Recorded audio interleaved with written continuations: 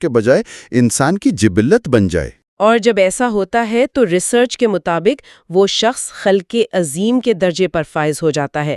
یہی وجہ ہے کہ جب حضرت عائشہ سے ان کے اخلاق کے بارے میں پوچھا گیا تو انہوں نے ایک انتہائی جامع جواب دیا۔ ہاں، انہوں نے فرمایا تھا کہ ان کا اخلاق قرآن تھا۔ جی، یعنی قرآن نے جن اصولوں کی تعلیم دی وہ صرف کتابی نظریات نہیں تھے، بلکہ وہ ان کی عملی زندگی میں ایک مجسم اور جیتی جاگتی شکل اختیار کر چکے تھے۔ یہ بات سن کر مجھے روزمرہ کی ایک بڑی دلچسپ مثال یاد آ رہی ہے۔ یہ بالکل ایسا ہی ہے جیسے کھیلوں میں کرکٹ یا ٹینس میں مسل میموری کام کرتی ہے۔ مسل میموری؟ اچھا، یہ بہت زبردست تشبیہ ہے۔ ہاں، مطلب ایک پیشہ ور کھلاڑی کو میدان میں کھڑے ہو کر یہ نہیں سوچنا پڑتا کہ بال کس زاویے سے آ رہی ہے اور اسے اپنا بلہ کیسے گھمانا ہے۔ بالکل، اس کی برسوں کی ٹریننگ اس کے جسم کو خودکار طور پر حرکت کرنے کے قابل بنا دیتی ہے۔ تو یہاں امام غزالی جس خلق کی بات کر رہے ہیں وہ دراصل اخلاقیات کی مسل میموری معلوم ہوتی ہے۔ یہ کوئی دکھاوا نہیں ہے، عمل یا ریفلیکس ایکشن بن چکا ہے۔ ہاں، اچھائی براہ راست اندر سے باہر آ رہی ہے بغیر کسی فلٹر کے۔ اور جب یہ اخلاقی مسل میموری اپنے کمال کو پہنچتی ہے تو انسان دوسروں کے لیے ایک مکمل رول ماڈل بن جاتا ہے۔ ان تاریخی ماخذات میں یہ بھی بڑی وضاحت کے ساتھ بیان کیا گیا ہے۔ میرا خیال ہے کسی بھی شخصیت کو رول ماڈل ماننے کے لیے کچھ شرائط کا پورا ہونا ضروری ہے۔ ان دستاویزات میں اس پر کافی بحث ہے۔ جی بالکل، 5 شرائط بتائی گئی ہیں۔ پہلی یہ کہ اس کی تاریخی حیثیت مسلم ہو، یعنی وہ کوئی دیو مالائی کردار نہ ہو جس کے ثبوت ہی نہ ملیں۔ صحیح۔ دوسری یہ کہ اس کی زندگی کی تفصیلات مستند ذرائع سے پہنچی ہوں۔ اور تیسری کیا تھی وہ آفاقیت والی؟ ہاں، کہ اس کی شخصیت آفاقی ہو جو کسی مخصوص قبیلے یا علاقے تک محدود نہ ہو۔ چوتھی یہ کہ تعلیمات زندگی کے ہر شعبے کا احاطہ کرتی ہوں۔ اور پانچویں اور شاید سب سے اہم شرط یہ ہے کہ وہ تعلیمات محض فلسفیانہ گفتگو نہ ہوں بلکہ اس نے خود ان پر عمل کر کے دکھایا ہو۔ اور ریسرچ بتاتی ہے کہ یہ 5 شرائط آپ صلی اللہ علیہ وآلہ وسلم کی ذات میں مکمل طور پر موجود تھیں، اسی لیے انہوں نے واضح فرما دیا تھا کہ ان کی بعثت کا بنیادی مقصد ہی اعلیٰ اخلاق کی تکمیل ہے۔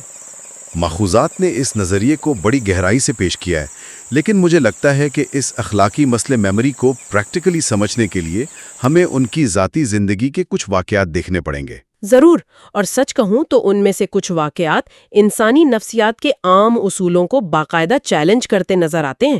مثال کے طور پر وہ زید بن سینا کا واقعہ لے لیں، جو ایک یہودی عالم تھے۔ انہوں نے آپ صلی اللہ علیہ وسلم کو کچھ قرض دیا ہوا تھا۔ ہاں، اور وہ وقت مقررہ سے 2-3 دن پہلے ہی تقاضا کرنے آ گئے۔ ہاں، اور انہوں نے صرف زبانی تقاضا نہیں کیا بلکہ آپ صلی اللہ علیہ وسلم کی چادر مبارک کو اتنے زور سے کھینچا کہ گردن پر نشان پڑ گیا، اور انتہائی سخت الفاظ بھی استعمال کیے۔ انہوں نے طنز کیا کہ آپ کے خاندان والے تو قرض واپس کرنے میں ہمیشہ ہیلے بہانے کرتے ہیں۔ اس پر حضرت عمر، جو اپنی سخت گیری کے لیے مشہور تھے، بہت غصے میں آ گئے اور انہیں قتل تک کرنے کی دھمکی دے ڈالی۔ لیکن ماخذات بتاتے ہیں کہ آپ صلی اللہ علیہ وآلہ وسلم کا رد عمل بالکل حیران کن تھا۔ آپ صلی اللہ علیہ وآلہ وسلم باقاعدہ مسکرانے لگے۔ مطلب ایک شخص گریبان کھینچ رہا ہے اور آپ مسکرا رہے ہیں؟ جی، اور بات صرف مسکرانے تک محدود نہیں رہی۔ آپ نے نہ صرف حضرت عمر کے غصے کو روکا بلکہ انہیں ایک ایسی نصیحت کی جو تنازعات کو حل کرنے کا ایک ماسٹر کلاس ہے۔ آپ نے فرمایا کہ تمہیں تو چاہیے تھا کہ ہم دونوں کو نرمی کی تلقین کرتے۔ بالکل، مجھے کہتے کہ میں قرض حسنے طریقے سے ادا کروں اور اسے کہتے کہ یہ نرمی سے تقاضا کرے۔ پھر آپ نے نہ صرف اس کا سارا قرض فوراً ادا کرنے کا حکم دیا بلکہ اس کے رویے کے بدلے مزید 20 سا کھجوریں اضافی دینے کا حکم دیا۔ جی، اس خوف کے بدلے جو حضرت عمر کے غصے سے اسے محسوس ہوا تھا۔ یہاں میں تھوڑا روکوں گا۔ یہ 20 سا آج کے حساب سے کتنا بنتا ہے؟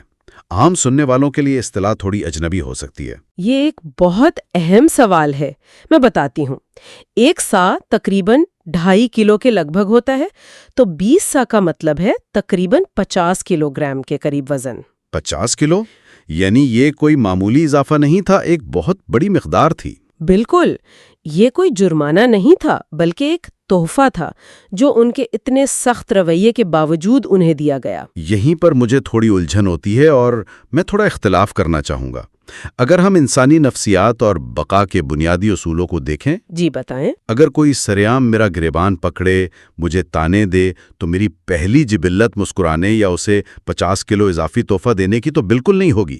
میری پہلی جبلت اپنے دفاع کی ہوگی، یا شاید جواب میں غصہ کرنے کی ہوگی، جو کہ ایک قدرتی بات ہے۔ ہاں، تو کیا اس قدر نرمی دکھانے کو خاص طور پر اس دور کے عرب معاشرے میں لوگ کمزوری نہیں سمجھتے ہوں گے؟ دیکھیں، اگر ہم اس بات کو وسیع تر تناظر میں دیکھیں اور اس دور کے نفسیات کا مطالعہ کریں تو یہ کمزوری بالکل نہیں تھی، بلکہ یہ نفس پر انتہائی درجے کے کنٹرول کی علامت تھی۔ مطلب جہاں طاقت اور بدلہ ہی سب سمجھا جاتا تھا۔